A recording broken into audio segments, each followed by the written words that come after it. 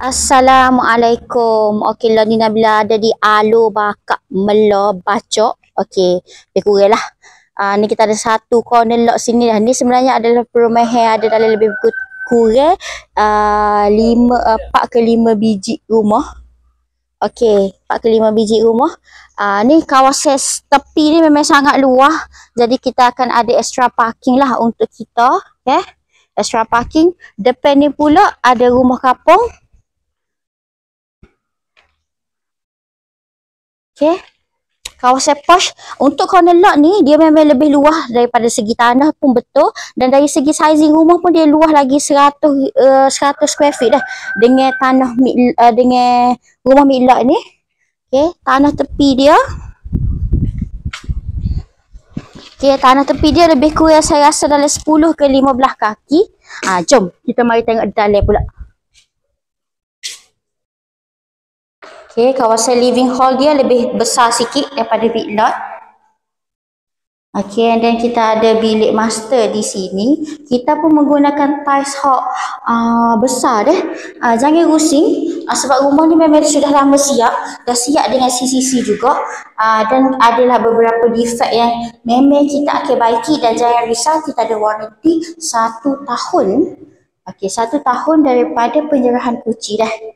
Dan berbezanya untuk unit corner ni, kita memang ada sliding door sini. Memang comel lah dining hall kita duduk sini. Buka luah, kalau ada gathering ke apa semua memang molek sangat ke tepi. And then kita punya ceiling memang sangat tinggi. Kalau lah andai kata kita nak convert atas ni, nak buat mezzanine untuk jadikan store, memang comel sangat. Boleh muat banyak ruang lah. Dan juga untuk bilik nombor 2, memang ceiling tinggi juga. Kalau kita nak buat bilik style loft, memang molek. Dan berbeza dengan mid lot, kita punya dapur pun memang panjang dah. Panjang dapur adalah 12 kaki. Dan kita punya ruangan sini ni, andai kata kita nak jadikan closed kitchen, boleh lah. Jadi kita ada separate, separate section lah. Kita nak tutup dapur kita kan.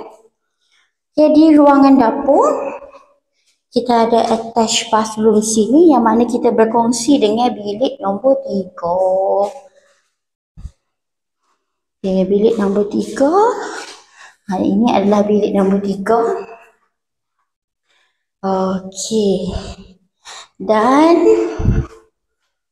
di belakang, bismillahirrahmanirrahim. Okay, di belakang kita ada tanah lagi lebih kurang dalam 5 ke 8 kaki, dan kita memang jalan kita memang boleh musing lah the whole rumah perumahan ni. Tanah belakang pun ada kawan lembu kita, mana dah? Tu. Kawan lembu kita tu. Dan tanah ni di belakang ni memang dijagalah. So alhamdulillah bukan rok juga. Tanah ni bukan anda kita, tapi dijaga oleh orang kampung lah. Kawasan ni memang betul-betul di kawasan kampung, so sangat tenang, berangin, molek.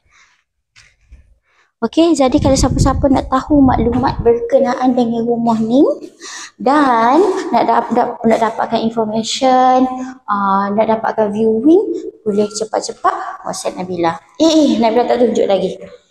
Tanah tepi dari sliding ni. Okay, sliding ni. Tanah tepi kita comel sangat. Kalau let's say kita nak buat parking tepi ni, kita boleh buka pagar ni, letak satu nutup lokal kak, boleh parking lagi 2-3 butir lagi. Ataupun kalau nak convert sini jadi gazebo ke, nak letak wakah ke, memang comel sangat lah. Daripada luar rumah ni dah, tepi rumah dah. Ni video view daripada tepi rumah. Okey, siapa-siapa berminat boleh hubungi saya, Nabila Nazari. Bye.